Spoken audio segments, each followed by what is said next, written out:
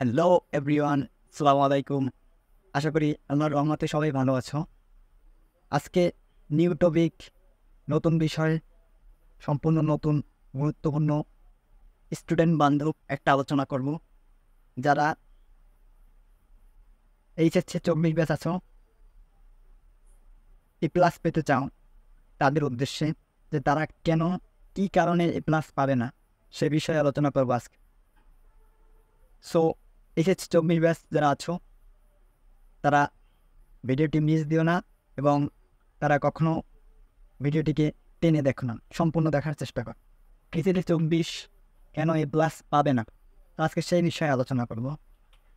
বেশ কিছু কারণ রয়েছে, যে কারণগুলোর জন্য এইচএসসি 24 ব্যাচ একটা ভালো প্রিপারেশন নেওয়া সত্ত্বেও বা 75%, 85% সিলেবাস সম্পূর্ণ, তারপরও তারা GPA 5 তাদের কাঙ্ক্ষিত অর্জন করতে পারবে না। ফার্স্ট যে কারণ তার জন্য তুমি এ প্লাস পাবে না, সেটা হচ্ছে সময়কে গুরুত্ব না দেওয়া। কীভাবে আমরা সময়কে হেলা করি? হাতে আছে আর মাত্র বলতে গেলে 2 মাস। এই 2 মাসে আমরা চাই যে একটা ভালো প্রিপারেশন নিয়ে সিলেবাস শেষ করবো। এজন্য আমাদের মনে এরকম একটা ধারণা হয় যে এখন 2 মাস আছে, তো আমার যদি সামনে কিছুদিন পর পড়তে বসি তাহলে হয়তো আমি শেষ করতে পারবো। এজন্য আজকে যদি না পড়ি আমরা ভাবি যে আগামীকাল আরও শুরু করবো। ঠিক এই যে একই কারণ, এই কাজটি, এই কারণগুলো আজকেও সম্পন্ন হলে কালকে একইভাবে তুমি সেটা বলবে এবং বলবে আগামীকাল আমি সম্পন্ন করব। এরকম সময় চলে যেতে যেতে এক্সামের ডেট কাছে এসে যাবে। তারপরে তোমার মাথায় হাত দেওয়া ছাড়া কোনো কাজ নেই, কোনো উপায় থাকবে না যে তোমার সেই সময় আর অনুতাপ কিছু করা ছাড়া আর কোনো উপায় থাকবে না। তাই সময় থাকতে সময়ের গুরুত্ব দাও, দাঁত থাকতে দাঁতের মর্যাদা দাও। তো এই টাইমটাও নিজের জ্ঞান দাও এবং সময়কে গুরুত্ব দিয়ে সময়ের মর্যাদা বুঝে তারপর সামনে এগিয়ে যাও। 2 নম্বর যে টপিক, অর্থাৎ যে কারণটার জন্য তুমি এ প্লাস মিস করতে পারো, সেটি হচ্ছে বেসিক করে চিনলে না। তো এটা একটা হাস্যকর এবং খুবই একটা অনুমান বিষয়ক কারণ হতে পারে যে এটা কোনো কথা বা এটা কোনো কারণ হলো। এটাই হচ্ছে কারণ। কারণ এই কারণটার পিছনের যে কারণ সেটা হচ্ছে হাতে 2 মাস। এই 2 মাসে যদি বেসিক টু অ্যাডভান্স পড়তে যাই তাহলে সময় 2 মাসে হবে না। কারণ প্রত্যেকটা চ্যাপ্টারে, প্রত্যেকটা সাবজেক্টের প্রত্যেকটা চ্যাপ্টারে যদি বেসিক পড়তে যাই তাহলে আমাদের সময় থাকবে না। তাই এই টাইমটা, অর্থাৎ যে 2 মাস সময় আছে, সেই 2 মাসে আমাদের বেসিক একপাশে রাখতে হবে। অর্থাৎ এতদিন পর্যন্ত যতটুকু বেসিক পড়েছি সেই বেসিকটুকু কাজে লাগাতে হবে। এখন সাজেশন ভিত্তিক পড়তে হবে, অর্থাৎ কোন বিষয়টা থেকে, কোন টপিকটা থেকে কোশ্চেন এসেছে, সেই সিলেক্টিভ টপিকগুলো যদি আমরা সঠিকভাবে অ্যানালাইসিস করে পড়তে পারি তাহলে আমাদের জন্য খুবই ভালো। কারণ হাতে 2 মাস, এই 2 মাস সময় সিলেক্টিভ টপিক অর্থাৎ ইম্পর্টেন্ট টপিক ছাড়া আর কোনো উপায় নেই। তাই বেসিক এখন সম্পন্ন করার দরকার নাই। তোমরা যেটুকু পড়ছো তা দিয়েই মূলত নিজের প্র্যাকটিসটাকে আরও বেশি শানিত করো। 3 নাম্বার যে কারণ সেটি হচ্ছে নিজে না পড়ে অনলাইনে ঘন্টার পর ঘন্টা ক্লাস করা। হাতে 2 মাস আছে, এখন যদি আমরা অনলাইন বা ইউটিউবে যদি সেই বড় বড় ক্লাসগুলো করি তাহলে আর নিজেকে সময় দেওয়া হয়ে ওঠে না।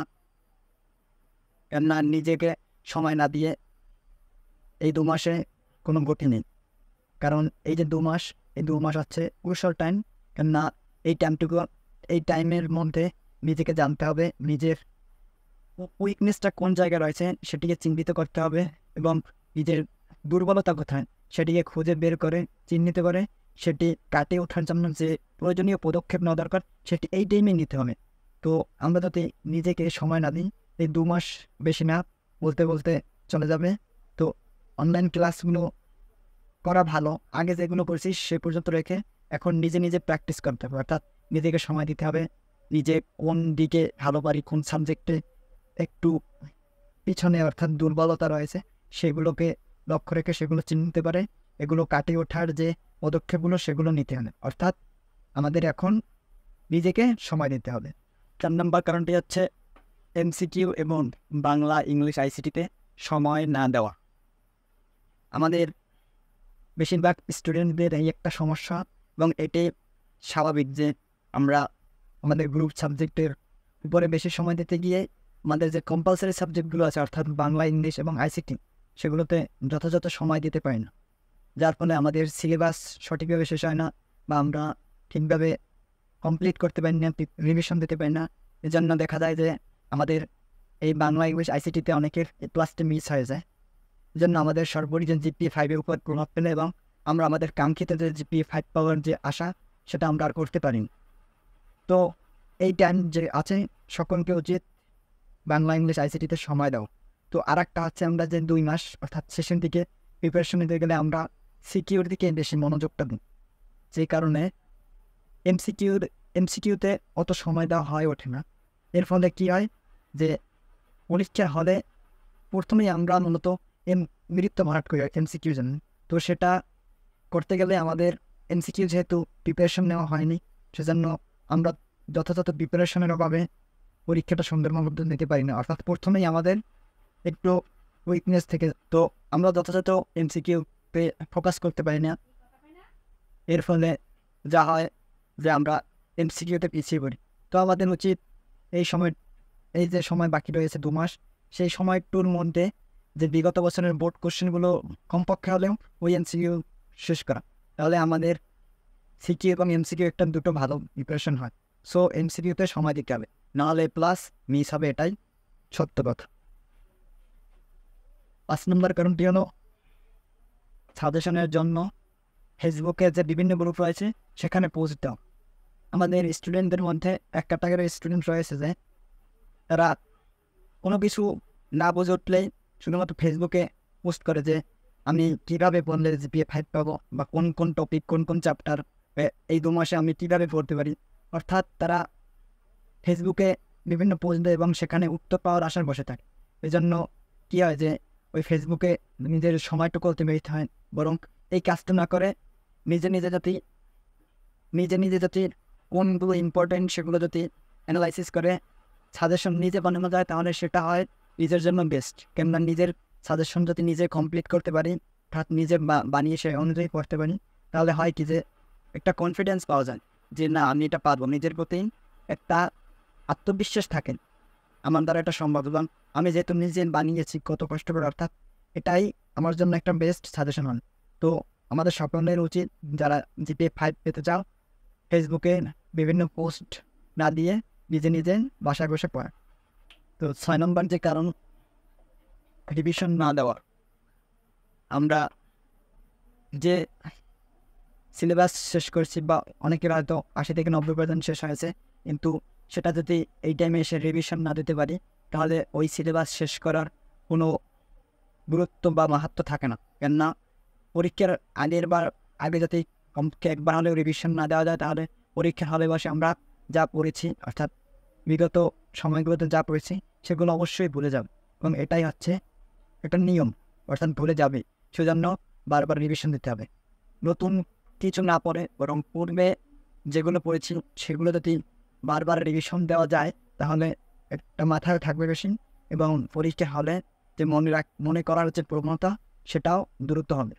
সর্বশেষ যে কারণ সেটি হচ্ছে বাসায় বসে পরীক্ষা না দেওয়া। আমরা মূলত শেষ পরীক্ষা শুরু হবে অর্থাৎ এই শেষ দিকের টাইমে এসে আমরা অর্থাৎ প্রিপারেশনে নিতে থাকি, কিন্তু নিজেকে পরীক্ষা করার, নিজেকে যাচাই করার কোনো প্রয়োজনীয়তা অনুভব করি না। কী হয়, এই জন্য আমরা পরীক্ষা হলে আমরা নিজেদের আউলিয়ে ফেলি। অর্থাৎ কীভাবে পড়লে পরীক্ষা দিলে একটা ধারণা হয়ে যায় যে আমরা এই পরীক্ষা অর্থাৎ বোর্ড পরীক্ষায় কীভাবে লিখব, কোন জায়গা থেকে শুরু করব বা কোন প্রশ্নের উত্তরে কতটুকু সময় আমরা দিতে পারি বা দেওয়া উচিত, একটা ধারণা থেকে থাকে।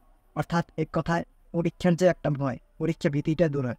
তো এই টাইমে যে সময়টুকু পাওয়া যায় সেখানে বসে অর্থাৎ সেই সময়টুকু যদি বাড়িতে বসে নিজে পরীক্ষা দিই, অর্থাৎ কোনো মডেল টেস্ট কিনে সেটা যদি আমরা সলভ করি এবং টাইম ধরেন, তাহলে টাইম ম্যানেজমেন্ট সম্পর্কে একটা ভালো ধারণা পাওয়া যায় এবং পরীক্ষার যে ভয় সেটাও দূর হয়ে যায়।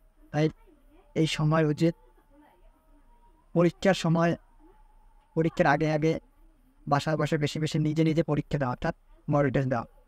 তো আজকে যে কামগুলো তুলে ধরলাম, অর্থাৎ SSC 24 কেন প্লাস পাবে না, তো এই কারণগুলোকে বাদ দিয়ে এর বিপরীতে যে কাজগুলো করা দরকার সেই কাজগুলো যদি সঠিকভাবে করতে পারি তাহলে ইনশাল্লাহ এইচএসসি 24 ব্যাচ তাদের একটা স্বপ্ন এইচএসসিতে জিপিএ 5 নিয়ে আসতে পারে।